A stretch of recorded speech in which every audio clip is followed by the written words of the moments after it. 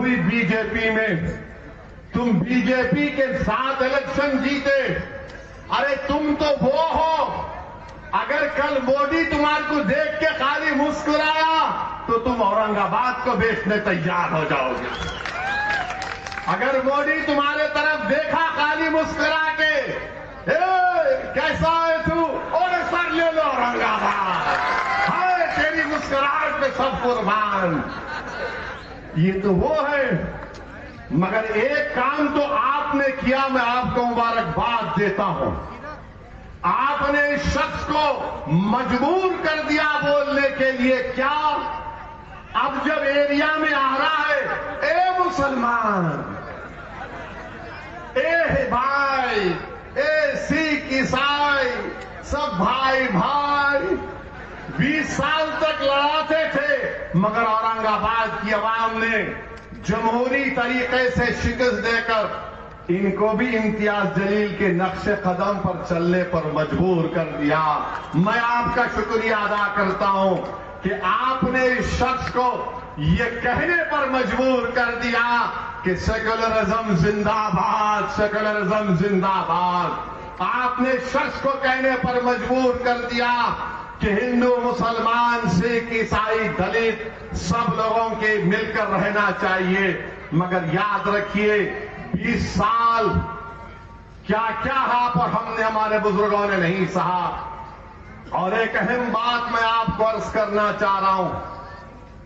इम्तियाज जलील ने कहा कि 30 साल के अंधेरे के बाद आपके इत्तेहाद ने और सियासी शऊर ने हमको कामयाबी दिलाई। आपने महाराष्ट्र में अपनी एक सियासी क़यादत को खड़ा कर दिया। आपने अपने इत्तेहाद और सियासी शऊर की बुनियाद पर अब ये लोग मुकाबले के लिए आ रहे हैं। 2 शिवसेना, 2 राष्ट्रवादी, 1 बीजेपी एंड हाफ कांग्रेस। ये पूरे आ रहे हैं इम्तियाज जलील की कामयाबी को रोकने के लिए।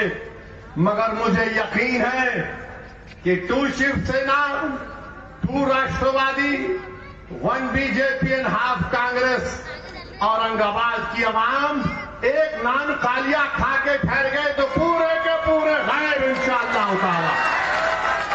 मुझे यकीन है, भरोसा है आपके इत्तेहाद पर। मगर मेरे भाई आप देखो, एक मर्द से मुकाबला करने के लिए दो शिवसेना, 2 राष्ट्रवादी, 1 बीजेपी और हाफ कांग्रेस, 5.5 लोग मिलकर इम्तियाज जलील से मुकाबला करने के लिए आ रहे हैं। वो ये गलत समझ रहे हैं कि इम्तियाज जलील अकेला है। इम्तियाज जलील के साथ लाखों की तादाद में औरंगाबाद की आवाम है। इम्तियाज जलील अकेला नहीं, इम्तियाज जलील के साथ लाखों की तादाद में मुसलमान है, लाखों की तादाद में दलित है, आदिवासी है, और हमारे दंगर समाज के लोग हैं, बंजारा समाज के लोग हैं। लाखों की तादाद में वो औरंगाबाद की आवाम है जो औरंगाबाद में अमन को पसंद करती है। लाखों की तादाद में वो आवाम है जो औरंगाबाद में गुंडागर्दी को पसंद नहीं करती है। तो आ जाओ, कितने आते आ जाओ, 5.5 नहीं बल्कि कितना लश्कर लाते ला लो, इंशाअल्लाह ताला कामयाबी यकीनी है। क्योंकि एक बार जब सियासी शऊर बेदार हो जाता है तो आप उस सियासी शऊर को खत्म नहीं कर पाएंगे।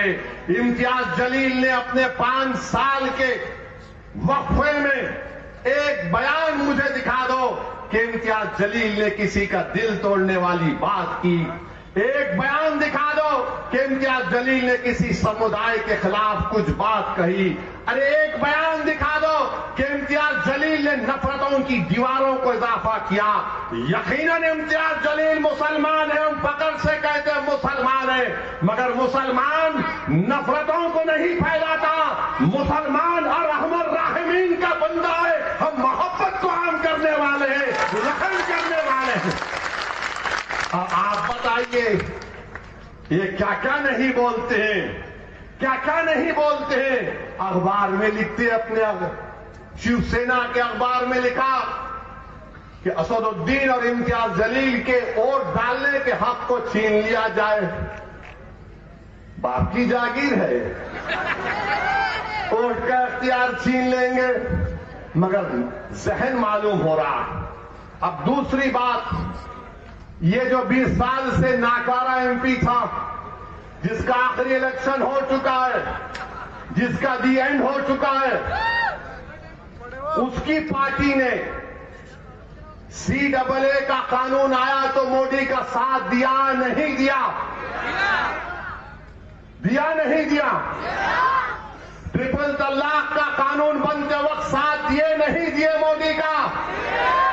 UAPA का कानून जब बन रहा था तो साथ दिए नहीं दिए? बताओ। अब कैसा आ रहे प्यारे,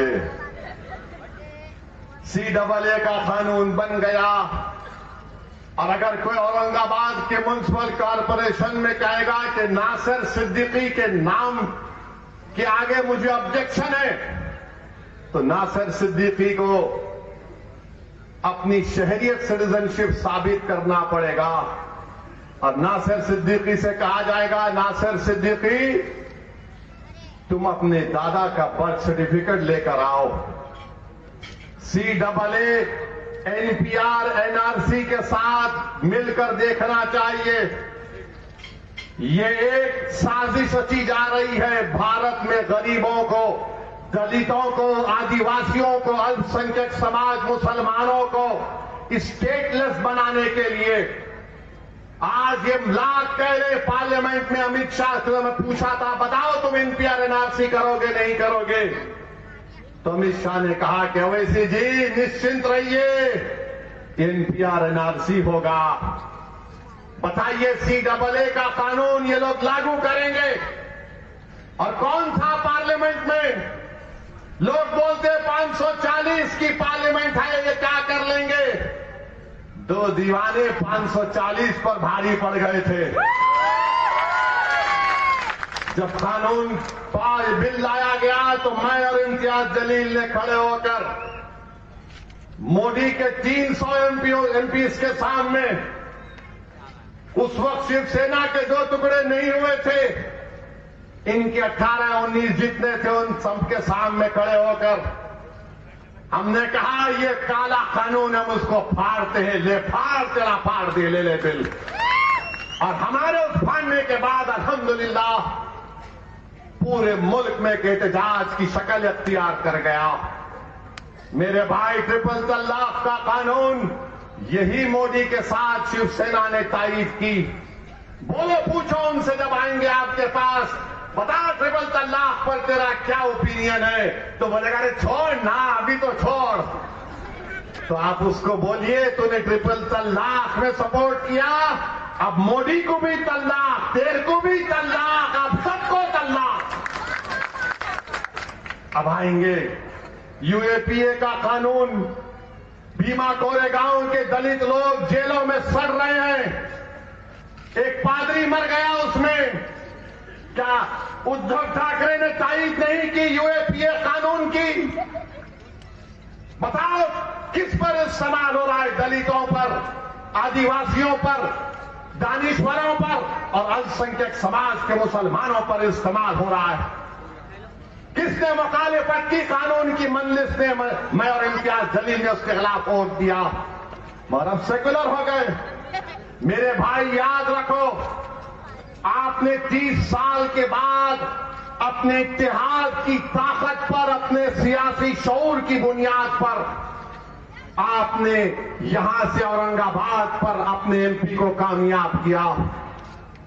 दोबारा सोच लीजिए, आपके पास सिर्फ 2 ही रास्ते हैं, या तो हम यरगमाल बन जाए इन जालिमों के, बंदी बन जाए इन लोगों के जो हमको रुसवा करते हैं, या फिर हम आजाद जिंदगी गुजारें, अपने MP को यहां से कामयाब और कामरान करके।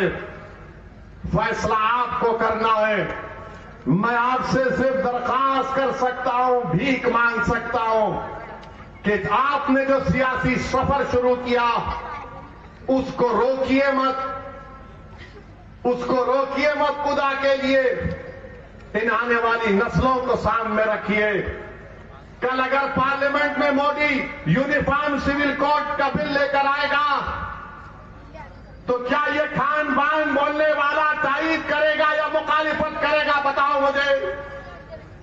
यूनिफॉर्म सिविल कोड लाया जाएगा तो कौन खड़े होकर मुखालिफत करेगा?